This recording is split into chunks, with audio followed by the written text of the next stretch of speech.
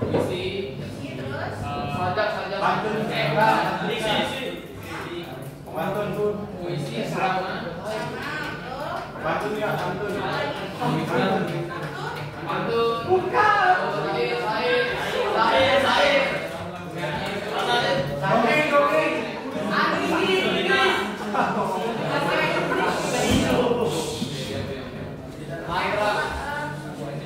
Selanjutnya pengertian cerpen. Cerpen atau cerita pendek adalah salah satu bentuk prosa naratif yang memiliki alur cerita tunggal dan jumlah kata yang relatif pendek, biasanya kurang dari 10.000 kata. Jadi kalau misalnya kurang dari 10.000 kata itu namanya cerpen ya. Kalau misalnya lebih dari 10.000 kata itu salah satunya apa? Lebih dari 10.000 Dongeng Bu. Betul, novel. komik, Itu nggak masuk sastra ya,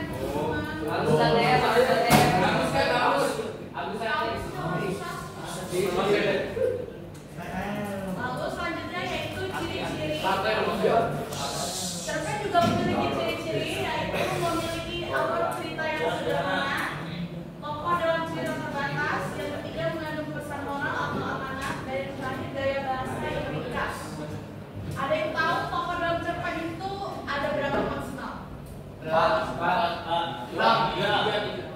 tiga bu. Jadi tokoh dalam cerpen itu maksimal itu 2 sampai 5 tokoh. Yang sampai cuma 1. Yang lainnya kan tambahan.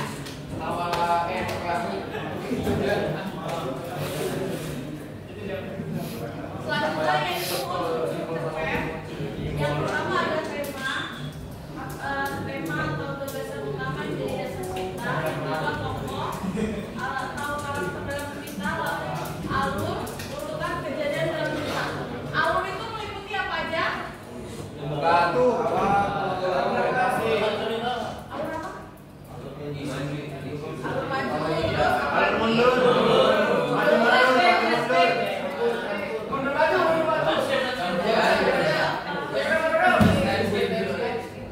Apa lagi? Alur, maju, mundur, terus apa lagi?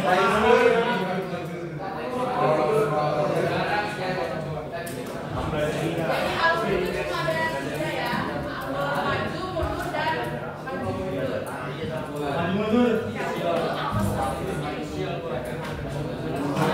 Terus latar meliputi tempat, waktu, dan suasana cerita. Lalu sudut pandang atau penyampaian cerita dari penulis, dan yang terakhir pesan moral atau nilai dalam cerita. Selanjutnya pasti nggak cuma cerpen yang punya struktur. Struktur dalam cerpen itu ada pertama abstrak atau ringkasan awal cerita. Lalu yang kedua orientasi, pengenalan tokoh, latar dan situasi awal cerita. Yang ketiga komplikasi atau munculnya konflik dalam cerita.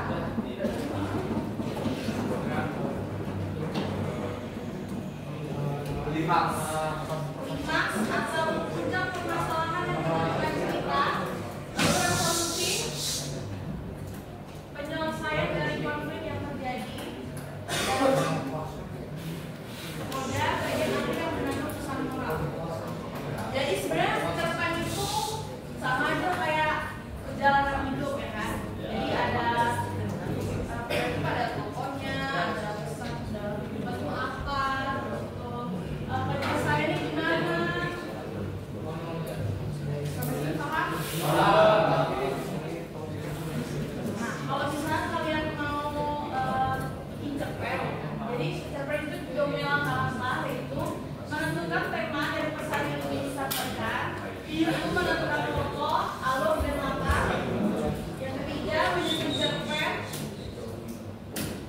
Yang ketiga menyusun cerpen dengan bahasa yang menarik. Lalu yang keempat melakukan revisi untuk meningkatkan cerita. Nah, jadi ini ada contoh, salah satu contoh cerpen. Ada yang mau baca? Angkat tangan satu orang. Haikal. Baca. Bikin jalan raya, seorang anak bernama Raka untuk memeluk perutnya keroncongan sejak semalam karena tidak ada makanan di rumah. Ibunya bekerja mencuci pakaian tetangga, sedangkan ayahnya sudah melakukan tahun tanpa kabar. Raka melihat seorang pedagang roti lewat dengan sepeda. Aroma roti hangat menusuk hidungnya. Dia menelan ludah, tapi tidak berani mendekat karena dia tidak mempunyai duit. Tiba-tiba seorang nenek tua datang menghampiri pedagang itu. Nenek itu membeli 2 potong roti. Setelah menerima roti, dia menoleh kepada Raka yang duduk di bawah pohon. Nah, kamu lapar? Makanlah ini, kata si nenek sambil menyodorkan sepotong roti. Mata Raka berbinar. Dia menerima roti itu dengan tangan bergetar. Terima kasih, Nek. Suaranya lirih. Roti itu terasa sangat lezat. Lebih enak dari makanan langsung yang pernah dia makan. Bukan karena rasanya, tapi karena hangatnya kebaikan yang menyertai setiap gigitan. Terima kasih. Sama-sama, Bu. Kak. Kok malah nggak jawab? Jadi ada yang tahu tema dari cerpen di atas apa? Kebaikan. Kebaikan, betul. Berbagi. Berbagi boleh. Sedekah. Berbagi boleh.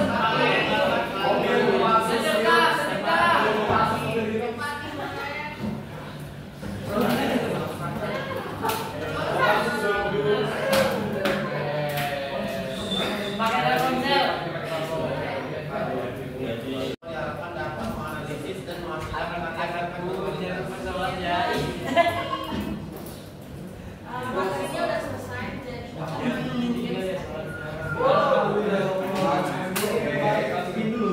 Spin dulu.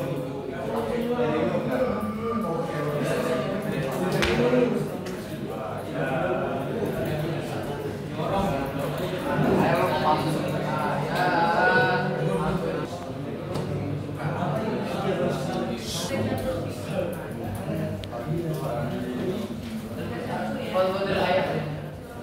Zulkasian. ini berapa orang? Ini 30 berapa? Yang masuk berapa? Berapa yang masuk, Kak? Ini Raka udah dikasih potong roti oleh Nenek. 9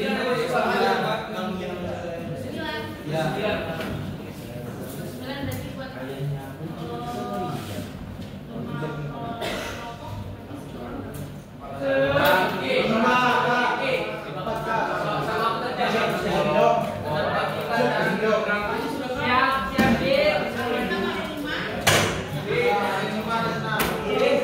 buat buat 5 kelompok. Akhirnya selamat buat kelompoknya ya. Yang pakai duit.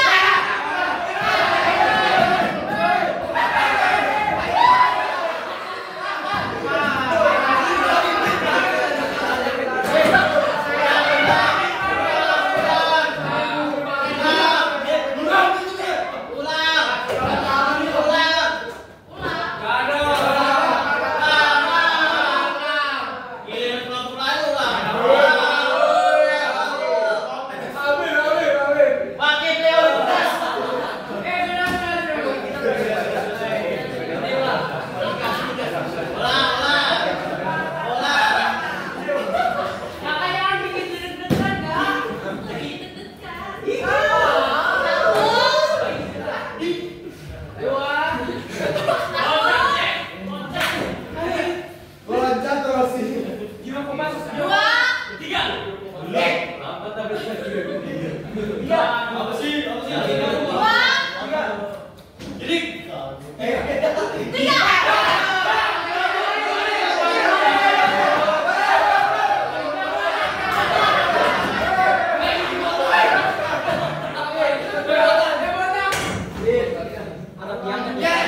Hei,